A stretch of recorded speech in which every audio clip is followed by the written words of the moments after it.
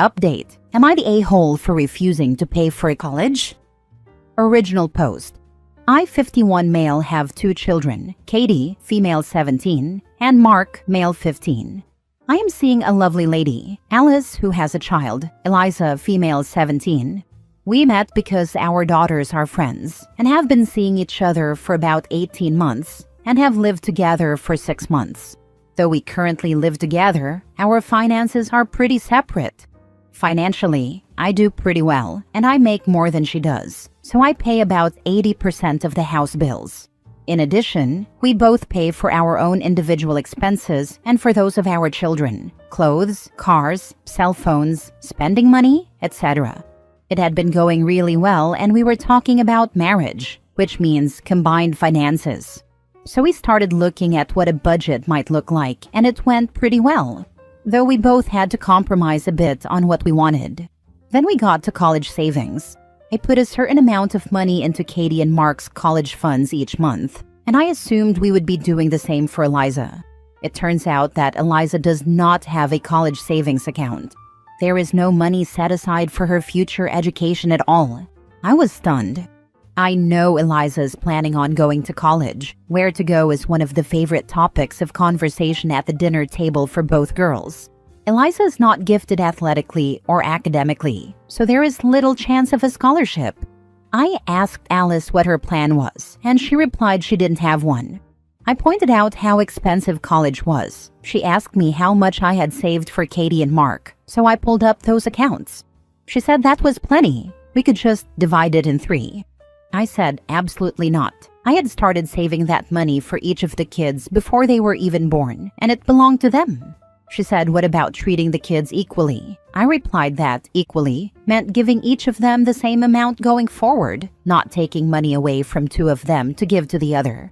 She said, what about the retirement funds? I said no again, because of both the hit we would take on taxes and what it would do to our early retirement plans. I had worked hard to save to be able to retire early and travel. Alice said it was unfair to Eliza not to pay for her college when I'm paying for the other 2, and I agree. But you don't start planning on how to pay for college when the kid is 17. It's not Eliza's fault, but it's not mine either. Alice is now accusing me of not caring about Eliza, that I would find a way if it was my child. I told her that I did find a way for my kids. It was saving for their entire lives, not hoping that tens of thousands of dollars would magically appear. It went downhill from there. At this point, Alice and I are not speaking. We won't be getting married, and I seriously doubt we will be together much longer. I don't think I am wrong, and neither do the people that I talk to. However, I admit they are biased toward me. I am coming here to get an outside perspective. Am I the a-hole?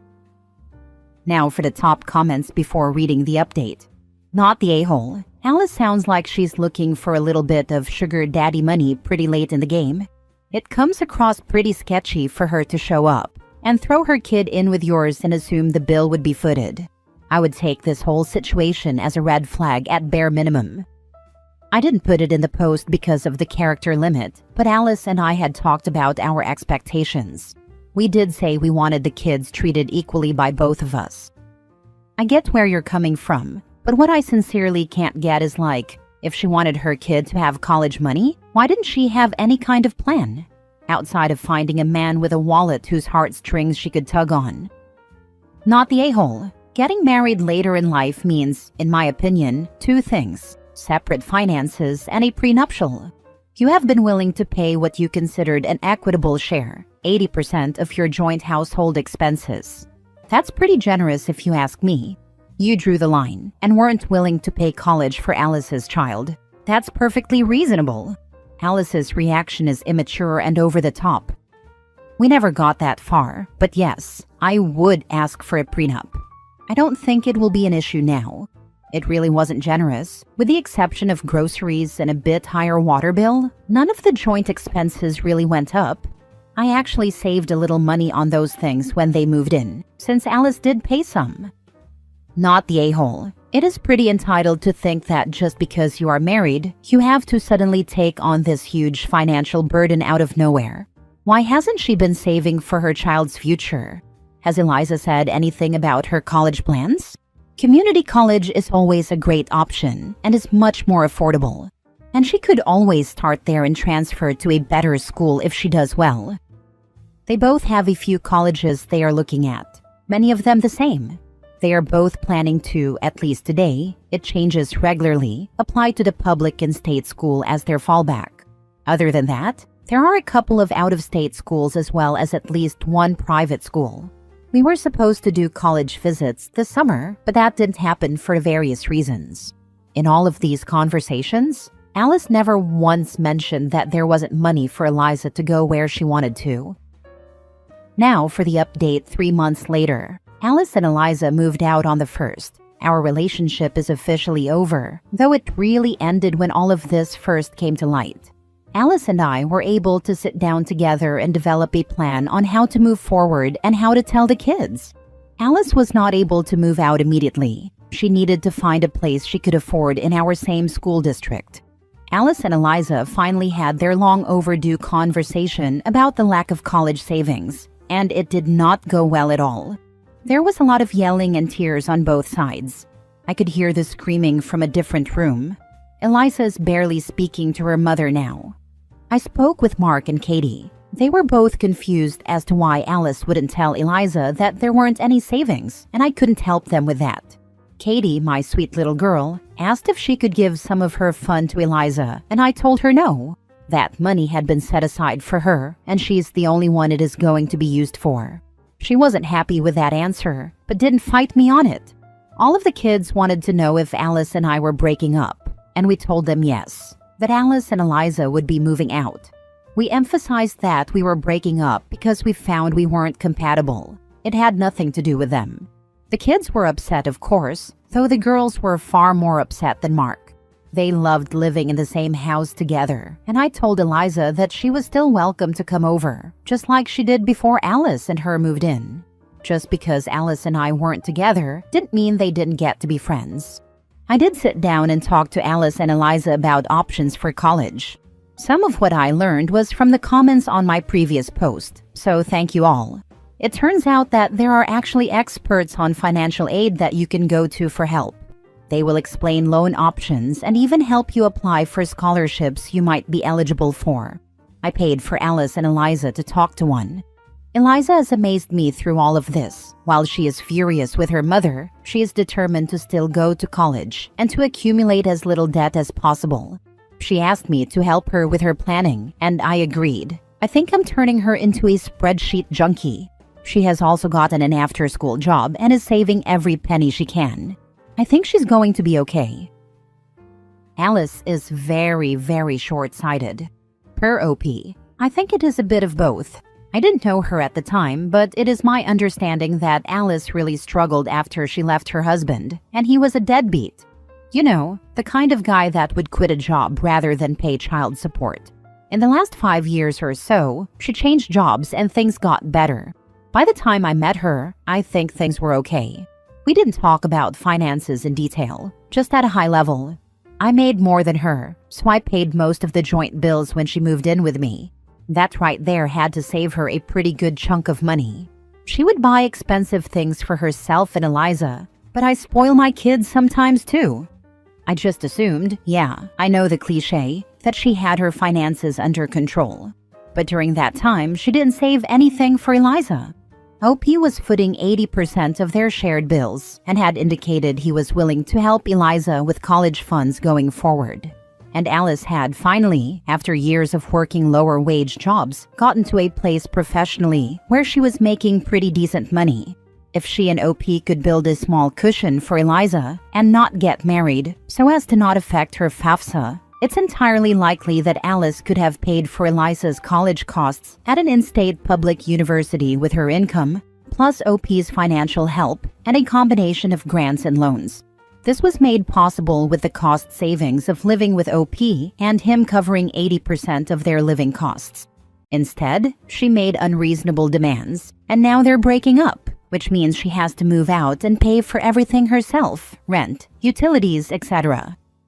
To add to this, the moment he found out there was no savings for Eliza, his entire perception of Alice changed, and not in a good way.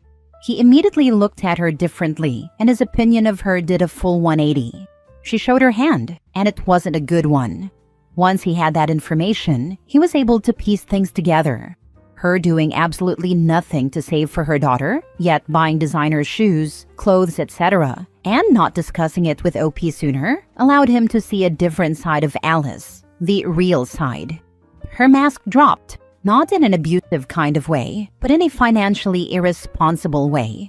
And when she suggested the plan to steal money from OP's kids to pay for Eliza, oh boy, that was the nail in the coffin for Alice. Next story. Am I the a-hole for not helping my wife's best friend get back with my wife after she accused me of cheating? Yesterday, I came back home after work, and I witnessed my wife crying. She was crying so much, she couldn't even speak properly. After a lot of effort to calm her down, I asked her why she was crying so much, and why she was behaving like this. I won't lie, at that moment, my wife was acting like she was possessed by some entity from the underworld. After she calmed down and I asked her again, she told me that I was cheating on her. That's why she was heartbroken and angry at me. My situation is so dumb and hilarious, and depressing all at the same time. And please excuse my pathetic English. I was confused, because I didn't cheat on her. Heck, I don't even talk to the opposite gender unless it's necessary. My wife said her best friend told her that I was cheating on her. Her best friend said that I'm a cheater, and she saw me at the mall, and that an older woman hugged me and kissed me on the cheek. I showed her a photo from that day and asked her if that was the same woman, and she said yes. I was speechless, and when I showed the photo to my wife, she went silent as well. I told her friend that the woman in question is our aunt. My wife got angry and kicked her friend out, saying she doesn't want to talk to her anymore. After she left, my wife turned on me and I couldn't stop laughing. So my wife got even angrier and told me, half jokingly I think, that if she ever finds me talking to other women, she'll skin me alive. I tried my best to stop laughing and told her that I would agree to Madam's rule, but she must kiss me in return. After all this stupidity, my wife calmed down, but her best friend is calling and texting me, saying that I should help her get back in touch with my wife and that she didn't mean to hurt her. Maybe I was a bit mean, but I told her to deal with it. I am kind of happy that my wife and her stupid friend broke off, and I have my wife all to myself, but I still feel like I should help her. Now for the top comments. Not the a-hole. They accused you of doing something you didn't do, and only regretted it once you cleared the situation. Yeah, that's right. She accused me of something I didn't do. I didn't even have sex with anyone else other than my wife, and I would never do that. I promised her that I will only be hers, and I won't go back on my words because my words are gold. But I felt bad because my wife's best friend didn't know that the woman in question is our aunt, and she might have misunderstood and thought I'm a filthy cheating man and wanted to help my wife. So I also appreciate her for trying to help my wife. That's why I'm thinking so much about this situation. I think this is also awful, that his wife doesn't want him to speak with other women too. There is a big difference between cheating and having female platonic friends and relatives that may greet you with a hug at a mall when they see you. It sounds like OP and wife should go into short-term counseling to get OP's wife to be more reasonable. To OP's question, definitely don't think he should help his wife's friend get back with his wife. It was awful and ridiculous for the wife's friend to make assumptions based on a hug and kiss on the cheek. If OP was really cheating, it would have maybe been a kiss on the lips, perhaps without the hug hand-holding afterwards. Plus the age gap should have been the clue too. I read almost all the comments and maybe there's a bit of a difference in how I and others think here, but I just want to clarify that I am not in an abusive relationship. My wife said she'd skin me alive because she was angry. It doesn't mean she's some kind of psychopath. She said what she said because she obviously cares about me and wants me all to herself. Also, my wife is not forbidding me from talking to my co-workers, etc. If it's necessary, I will obviously talk to the opposite gender. She knows that, and so do I. But she was angry, so I'm not too troubled by her words. I myself wouldn't converse with the opposite gender unless it's a necessity or she needs help urgently, and my wife wouldn't either. And to those who are saying my wife has a history, well, she doesn't. I've known my wife for a long time. I've known her since childhood and I know everything about her. Last story. Am I the a-hole for demanding that my husband and I go on video, consenting to an opening relationship before allowing one? I've been debating about actually posting this for a while, but since I don't feel comfortable discussing this with family or friends, I thought I'd come here anonymously. I, 35 female, have been with my husband, 35 male, since we were 15 in high school and married him at 25 after our first child was born. We are each other's only partner for everything, and I thought we were good until my husband told me that we weren't. It all started when our first child, 10 female, was born, and the dynamics of our relationship went through a shift. I admit that it was a bit of a challenge, but I thought we were doing okay until I got pregnant a second time and we had our twin boys, 6 males. It was rough, and between child rearing, both working, taking care of the home, and struggling to save for a bigger place, I honestly started to wonder if we'd make it. We went to counseling, and once all the kids were in school, I felt like my husband and I were going to be okay. We moved into our house, got a handle on our student loans, got help with child care, received respective employment advances, and were able to make monthly date nights for each other, where we could just focus on us. It wasn't perfect, but I truly believed that we were good. Then one day, my husband approached me about wanting to bring more excitement into the relationship. At first, I thought he just wanted to spice things up, which I was down for, and we did. But then he started to drop little hints about wanting more, and asking me if I ever had any regrets about when we met. It took a while for me to be honest with both him and myself, but I finally admitted that there were certain things I wished we could have done differently, and he seized that moment to bring up opening up the marriage. I was shocked, confused, hurt, and the thought of cheating entered my mind. He assured me that it wasn't and sent me articles and videos about ethical non-monogamy, but I wasn't initially open to it. Unfortunately, my husband didn't stop and kept pestering me about it to the point where it would ruin our date nights. After a year, I relented just to get it over with, but insisted on some ground rules. One of them being that I wanted us both to sit down together and record ourselves consenting to allow the other to have a partner. When my husband asked why, I showed him a post about a woman who was in an open relationship with her husband, and one day while she was out with her boyfriend, a relative of the husband saw her, took pictures, and then confronted the wife in front of the entire family. They accused her of cheating, and her husband just let her take the fall. I don't ever want to be in that position. But my husband dismissed it, saying that what happened to her won't happen to us, and that no one else needs to be in our relationship, which I found laughably ironic. I told him, no video confirmation of consent, then no open relationship. My husband thinks I'm being paranoid, unreasonable, selfish, unfair, and unwilling to compromise. Am I the a-hole?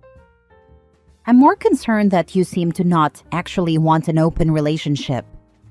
It's not an open relationship if you have to coerce your partner into accepting it. How vile to actually think you have permission to sleep around when you emotionally beat your spouse into submission. Yeah, these open relationships never end well. Even discussing the possibility of a threesome or foursome with my last ex most likely caused the downfall of our relationship. She did not take too kindly to me even mentioning the idea, and I promised to never bring it up again to her, which I never did suggest anything like that again.